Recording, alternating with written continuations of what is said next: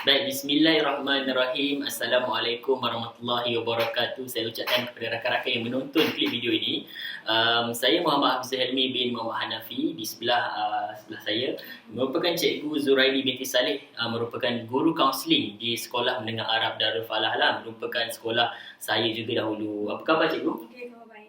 Saya dengar cikgu kita ni hebat, merupakan cikgu alumni Universiti Putra Malaysia juga dari Jabatan Bimbingan dan Kaunseling. Baik, tanpa melengahkan masa, saya ingin menjemput cikgu untuk menceritakan sedikit berkaitan dengan latar belakang dunia kaunseling dan juga dunia pendidikan cikgu. Silakan. Bismillahirrahmanirrahim. Alhamdulillahirabbil wassalatu wassalamu ala asyrafil anbiya'i wal mursalin wa ala alihi wa sahbihi ajma'in. Okey, Assalamualaikum. Saya Puan Zuraini binti Saleh, berkhidmat di SMA Darul Falah. Baru sahaja berapa bulan lah bermula daripada PKP Februari hari tu. Sebelum PKP lah, 2 minggu sebelum PKP berkhidmat di sini. Tapi sebelum tu saya telah berkhidmat sebagai seorang guru selama 17 tahun lah. Saya tempat dipostingkan kali pertama di Melaka juga, di Sekolah Berasrama Penuh Integrasi Selanda. Okey, kemudian saya berkhidmat di SMKA Sultan Muhammad di Melaka juga, di Batu Berendang, selama 11 tahun. Jadi sekarang ni saya berkhidmat di sini. Alhamdulillah lah, berkhidmat sebagai seorang guru bimbingan dan kaunseling. Dalam bidang kaunseling ni saya berpengalaman dalam lebih kurang 12 tahun lah sebagai guru, sebab saya bermula saya posting sebagai seorang guru pendidikan Islam. Sebab saya alumni di UPM.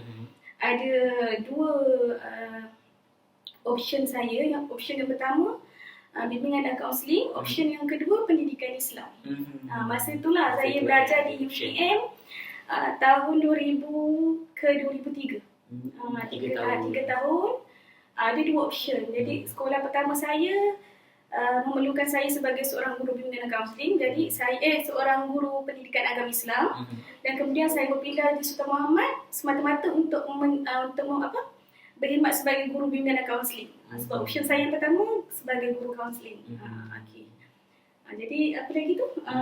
Seterusnya, tadi cikgu dah ceritakan berkaitan dengan latar belakang dunia kaunseling, dunia pendidikan cikgu. 17 tahun ya berkhidmat sebagai guru dan juga guru kaunseling.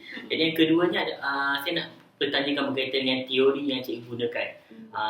Sepanjang orang kata yang selalulah digunakan untuk pelajar-pelajar ni, utamanya sekolah cikgu berkhidmat ni semuanya sekolah-sekolah lelaki Sekolah Sultan Muhammad tu merupakan sekolah yang sepenuhnya lelaki. Sekolah Darul Falah ni pun merupakan sekolah sepenuhnya lelaki. Jadi apakah teori yang selalu cikgu gunakan untuk para pelajar ni? Silakan. Pada mula perkhidmatan saya sebagai guru kaunseling di SMK Sultan Muhammad, saya banyak menggunakan teori pemusatan klien, Carl Rogers, dan teori RBT lah. Okey, ada sikit saya guna teori tingkah laku lah, tapi kebanyakannya kepada pemusatan klien dengan RBT. Sebab pelajar-pelajar ni, kebanyakan pengalaman saya lah jadi guru kaunseling ni, tak kisahlah sekolah tu lelaki ke perempuan. Pelajar ni dia bukan seorang yang matang sangat dia punya pemikiran dia kan. Kita bila nak guna teori tu, bila dia datang jumpa kita, dia nak terus kepada membantu penyelesaian masalah tu. Dia nak terus kepada jawapan. Dia bila ikutkan fasa-fasa untuk proses kaunseling tu, banyak fasa dia kan.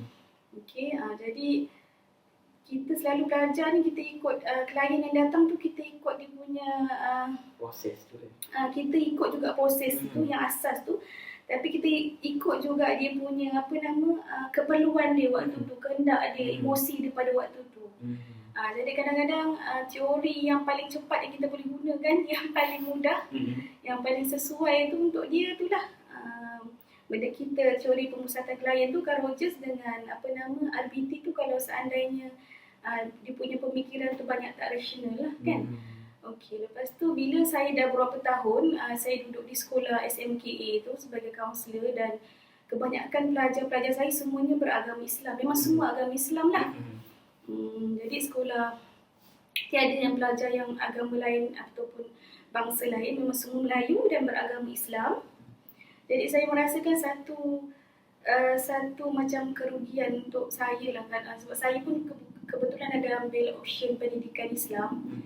Jadi saya ada terbaca satu kaedah teori kaunseling menurut Imam Al-Ghazali.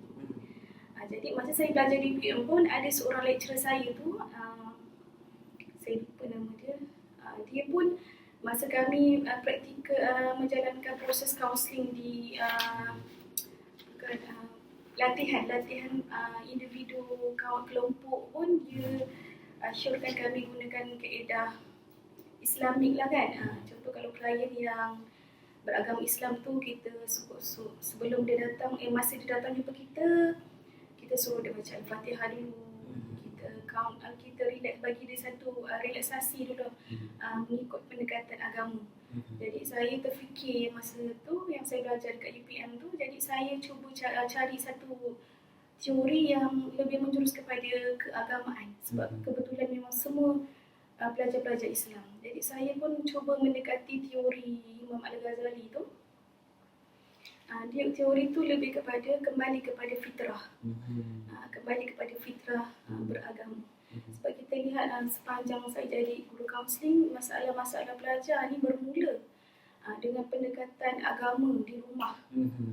Bagaimana parent mengaplikasikan, mengamalkan didikan agama di rumah. Kalau basically-nya semayang, kalau saya tanya semayang tu cukup ke tidak, memang majoriti klien saya yang datang itulah masalah dia. Jadi masalah tu kepada fitrah sendiri, fitrah agama tu, pengamalan budaya-budaya dalam Islam, dalam penerapan hidup sehari-harian tu lah yang banyak kepada tercetusnya masalah dalam diri remaja tu. Tak kisahlah masalah personaliti diri dia ke, masalah dalam keluarga, masalah dengan rakan, macam mana dia boleh mengawal macam mana dia boleh membuat keputusan dan menyelesaikan masalah dia sendiri. Itu semua pokok pangkalnya daripada pendekatan Islam tu sendiri. Itu sebab saya lebih seronok dan saya sekarang ni saya cuba nak menerapkan sepenuhnya pendekatan teori Al-Ghazali tu di sekolah ni. Macam di sekolah lama saya buat secara tak berapa konsisten lah. Kadang-kadang saya guna teori tu yang barat tu, tapi yang ni saya nak cuba gunakan sepenuhnya dengan teori Al-Ghazali ni, nak mendalami teori tu dan cuba nak buat kajian juga bagaimana kesan dia, dan cubalah di sini sebab pelajar-pelajar sini pun dia punya environment budaya dia tak jauh dengan Sultan Muhammad. Semuanya pelajar lelaki, semuanya beragama Islam dan kebanyakannya berbangsa Melayu. Jadi itulah teori yang sepanjang saya guna sepanjang jadi guru kaunseling ni lah. Macam tu. Okey, cikgu dah banyak bercerita berkaitan dengan sebab latar belakang cikgu berkaitan dengan orang kata persekitarannya sekolah agama. Sepanjang itu kebanyakannya lah sekolah agama, pelajarnya adalah pelajar yang beragama Islam. Tapi walau bagaimanapun saya yakin dan percaya ada kes-kes yang cikgu orang kata selesaikan masalahnya melalui teknik yang pelbagai. Jadi saya nak tanya kepada cikgu, walaupun persekitarannya dipelopori oleh keagamaan, sikap keagamaan disuntik dengan pelbagai nilai murni, kasih sayang dan sebagainya lah. Jadi apakah kes yang paling cikgu tak boleh lupa, dan apakah teknik yang cikgu gunakan untuk menyelesaikan ataupun membantu pelajar itu menyelesaikan masalah dia? Silakan cikgu. Okey, yang paling saya rasa cabaran yang paling hebat masa di SMK Sultan Muhammad lebih kurang dalam 7 ke 8 tahun saya berkhidmat lah, saya jumpa satu kes klien tu pelajar tingkatan 3 terlibat dengan kes bully mental lah. Kes bully mental. Kita dapat trace dia masa tingkatan 3. Dia bully ni bully secara lisan pada mulanya. Dia daripada tingkatan 1, dia seorang pelajar yang pendiam, tak banyak cakap dan tak ramai kawan. Okey, dia dalam kelas pelajar-pelajar ni kebanyakannya dia akan cari kelompok-kelompok yang mana dia boleh buli. Kan? Dia ada kelompok yang dalam kelas yang pembuli dengan yang dibuli. Jadi yang dibuli ni dia akan cari kelompok yang pembuli ni dia akan cari orang yang kategori macam ni, pendiam, tak banyak cakap, yang tak banyak melawan, yang personalitinya berbeza daripada pelajar-pelajar yang lain. Jadi saya jumpa macam tu lah. Dia dibuli lisan daripada tingkatan 1. Lepas tu dia pun kat rumah personaliti dia pun tak banyak bercakap juga, pendiam juga. Jadi dia pendaman selama 3 tahun lah sampai dia tingkatan 3. Dan kes tu tak dapat ditrace oleh guru-guru yang mengajar dalam kelas lah, sebab dia seorang pelajar yang pendiam. Lepas tu akademik dia bagus, tinggal dia tu yang tak boleh cikgu nak trace tu. Jadi dia pendiam, memang tak banyak kawan. Lepas tu masa tingkatan 3, peringkat yang paling teruk, kawan-kawan sekelas dia bully dia secara fizikal pula dengan membuat tingkah laku penyalahgunaan seksual. Maksudnya dia buka pakaian pelajar tu di dalam kelas selepas habis waktu sekolah. Sementara pelajar tu pelajar luar, bukan pelajar asrama. Dia nak menunggu parent dia datang. Lepas tu yang kumpulan pembuli ni dia beramai dalam 3-4 orang. Dia jumpa budak ni di kelas dan dibuka seluar pelajar tu. Dan pelajar tu masa tu memang dah tahap memang dah tak boleh nak protect diri dia sendiri, dia biarkan. Jadi kawan-kawan dia nampak dan kawan-kawan dia tu buat laporan pada saya. Dan masa tu PRS saya pun yang membuat laporan tu PRS lah. Saya pun terus panggil pelajar tersebut.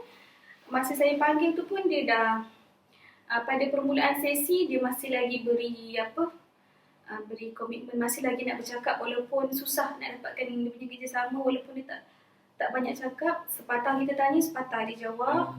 Lepas tu bila dah beberapa kali sesi saya buat, dalam 2-3 kali juga, akhirnya memang langsung dia tak nak bercakap.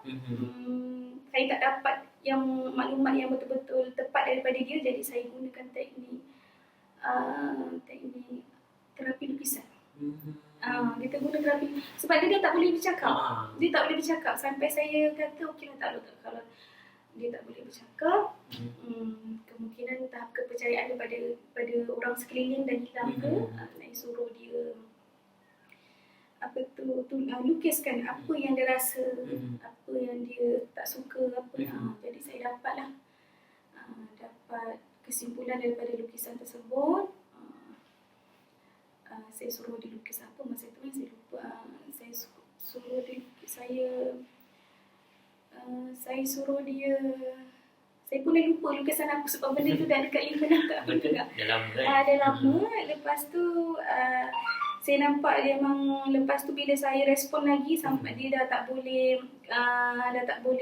nak angguk, tak boleh nak geleng, tak boleh. Saya kata ini kes mungkin kena dirujukkan kepada pihak jabatan psikologi hospital lah kan.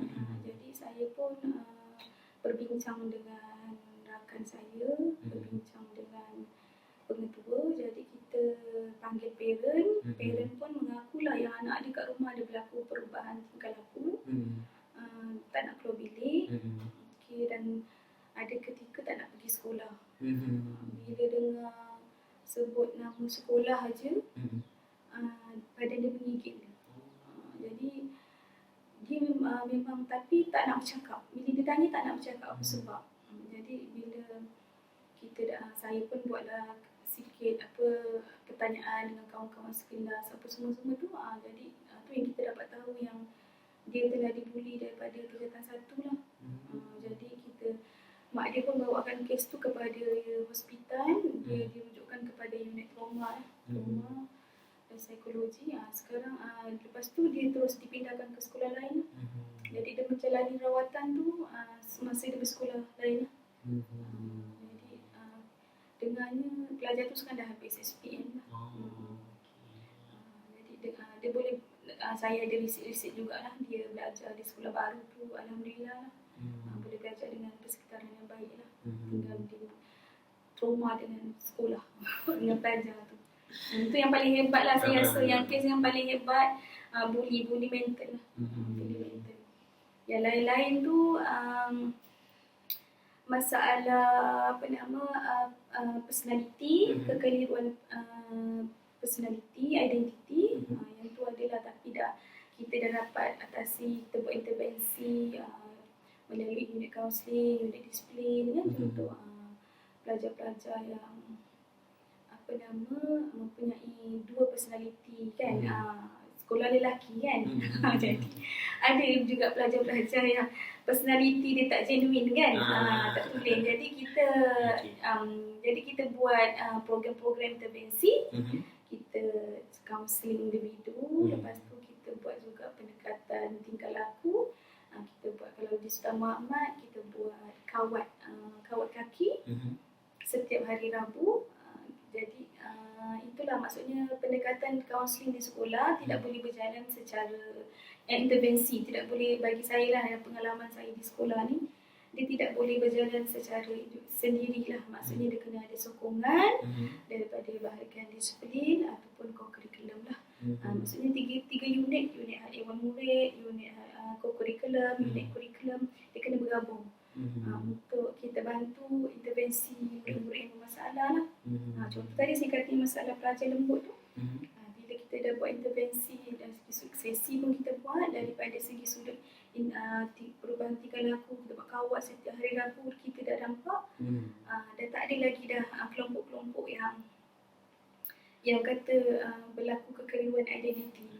Jadi dia dah nampak, okey, dia seorang lelaki, dia kena personality macam ni, secara tingkah lakunya lah. Jadi itulah yang saya punya pengalaman, yang orang kata masalah yang pening juga masa mula-mula kan, kita nak tanya masalah sikap. Yang lain-lain tu masalah bully yang besar-besar ni, itu insya-Allah kita dah biasalah. Sekolah lelaki kan, kalau tak berlaku bully, bukan kata sekolah lelaki lah. Dia sentuh-sentuh tu memang ada. Tinggal kita akan pastikan budak-budak yang ada kes yang contoh yang bila melibatkan bully sentuhan kan, fizikal lah, kita kena ambil tindakan cepat lah. Lepas kes disiplin, kita kena terus ambil tepat untuk sesi. Kita kena buat sesi supaya benda tu tak berlarutan lah. Kalau sekolah-sekolah macam agama ni, kalau di Melaka ni lah, dua sekolah yang saya berkhidmat ni, dia punya tahap bully tu kita boleh kawal lagi lah. Kita boleh kawal setahun pun. Kalau ada yang besar-besar, setahun satu lah yang melibatkan banyak, yang melibatkan sentuhan. Kita contoh lebam ke apa kan, kalau sentuhan yang tak ada kesan tu ada, tapi tak boleh kita kawal lah. Yang tu lah yang banyak kes disiplinnya. Yang untuk sesi kaunseling lah, yang lain-lain tu yang masalah diri sendiri semua tu kan, itu semua tak ada masalah, kita boleh handle dengan okey lah, dengan ikut teori dengan pengalaman kita sebagai seorang kaunseling, guru kaunseling macam tu. Okey, cikgu panjang lebar cikgu orang kata bercerita mengenai pengalaman tu, sebab pengalaman 17 tahun berkhidmat di sekolah agama dengan murid lelaki dan pelbagai masalah, tapi alhamdulillah cikgu dapat juga orang kata membantulah pelajar tersebut. Jadi sebelum mengakhiri orang kata sesi kita pada hari ini ataupun dialog bersama cikgu Suraini ni, saya nak tanyalah, kami ni merupakan cikgu yang bakal, insya-Allah lah bakal menjadi guru pada satu hari nanti, walaupun bukan menjadi guru kaunseling, tetapi orang kata guru akademik biasa, guru umum tu perlu mengambil bahagian membantu unit kaunseling bagi memastikan bahawa pelajar itu orang kata dapatlah orang kata membantu dari segi masalah mereka lah. Jadi apakah tips ataupun orang kata nasihat cikgu nak beri kepada bakal-bakal guru, terutamanya di alumni kata anak-anak didik di Universiti Putra Malaysia ni, orang kata dari segi bahagian kaunseling apabila berada di sekolah nanti? Cabaran dia, cabaran yang banyak. Cabaran dia, masa saya belajar dulu kan, kita tak pernah membayangkan lah. Mungkin kita hanya belajar dalam buku. Dari segi praktikal tu kita adalah buat juga kan praktikal, tapi dunia sebenar tu kita belum dapat rasa kan. Jadi masa ikut pengalaman saya ni, sebenarnya dunia sebenar dengan dunia yang kita belajar di IPT tu sangat-sangat besar perbezaan dia lah. Banyak benda yang kita kena bersedia daripada kita jadi seorang mahasiswa. Jadi sebab yang kita belajar dekat buku tu on paper kan, tapi yang realitinya tu lebih kepada kita punya persediaan mental sebagai seorang pendidik akan datang ni memang kena lebih kuat lah. Cabaran sangat-sangat besar dengan berbagai-bagai isu di sekolah. Jadi sebagai walaupun seorang guru biasa, guru yang orang kata yang dalam norma, kita ni guru kaunseling di luar norma. Jadi guru-guru PDPC ni guru dalam norma. Jadi kita di sekolah ni, apa pun bidang kerja kita, apa pun kita sebagai seorang guru akademik ke, guru disiplin ke, yang paling kuat, yang paling perlu kita kena ada teamwork. Teamwork. Jadi kita tak boleh berdiri sendiri di satu organisasi tu. Kita kena ada teamwork untuk kita nak lahirkan kemenjadian murid. Sebab kemenjadian murid ni bukan kata tugasan HEM sahaja, bukan kata tugasan akademik sahaja, tapi dia menyeluruh. Itu yang dikatakan kena, kalau ikut dari segi sistem falsafah pendidikan kebangsaan, kita kena secara holistik dari segi jasmani, emosi, rohani dan intelektual. Jadi benda-benda tu kena gabungan dan kena kerjasama semua pihak. Jadi guru kaunseling bukan seorang bomoh yang boleh menyembuhkan budak sekali datang boleh balik. Tak. Guru kaunseling dia adalah seorang yang membantu pelajar mendapatkan celik akal. Bagaimana dia nak mengurus masalah dia dan membuat keputusan. Jadi guru-guru lain pun sebagai pemberi maklumat, pun juga guru-guru lain sebagai bimbingan untuk pelajar-pelajar yang diajar di dalam kelas. Kita guru kaunseling akan dapat maklumat daripada guru-guru yang mengajar daripada dalam kelas. Kita sangat-sangat memerlukan kerjasama mereka melihat perubahan-perubahan tingkah laku anak-anak murid di dalam kelas. Dan sebab guru-guru PDPC dia sangat rapat dengan pelajar. Walaupun guru kaunseling dia ada kelas ganti, tapi kelas ganti bukan dapat secara berjadual yang khas kan. Dia rawak. Lepas tu kadang-kadang ad hoc kan. Jadi kita, walaupun kita ada modul-modul untuk kita masuk ke kelas, tapi sebagai seorang guru, kita membantu guru kaunseling dari segi memberi maklumat masalah perubahan tingkah laku pelajar dalam kelas. Dekat situ yang kita boleh bantu secara dekat, dengan cepat, supaya masalah tu tak jadi semakin serius. Macam pelajar saya tu lah kan, yang sampai 3 tahun baru kita dapat tahu maklumat dia. Jadi kat situ dah lambat. Itu akan memberikan banyak sangat kesan psikologi pada pelajar itu sendiri dan pada pembuli itu sendiri. Kita intervensi pun kita jalankan juga untuk budak yang pembuli ni tadilah, yang membuli tu kan. Jadi itulah nasihat saya lah kepada guru bakal-bakal guru, apa pun anda guru, apa sahaja guru, bidang option anda di sekolah, kamu juga adalah seorang guru yang membimbing pelajar atau anak-anak murid untuk kemenjadian mereka secara holistik. Jadi bila ada semangat, bila ada kerjasama, bila ada kata perasaan sama-sama membantu, jadi kat situlah akan lahirnya pewarislah kepimpinan generasi yang akan datang yang lebih baik lah. Okey. Alhamdulillah, kita dah pun sampai ke orang kata penghujung rancangan lah ceritanya, penghujung dialog untuk orang kata berkongsi. Cikgu Zuraini berkongsi berkaitan dengan teknik, masalah kes-kes pelajar yang dapat kita orang kata ambil iktibar dan juga ambil orang kata inspirasi lah daripada cerita cikgu tadi. Baik cikgu, terima kasih banyak kerana sudi orang kata berdialog dengan saya pada hari ini. Jumpa lagi pada masa hadapan, insya-Allah. Terima kasih. Assalamualaikum warahmatullahi wabarakatuh.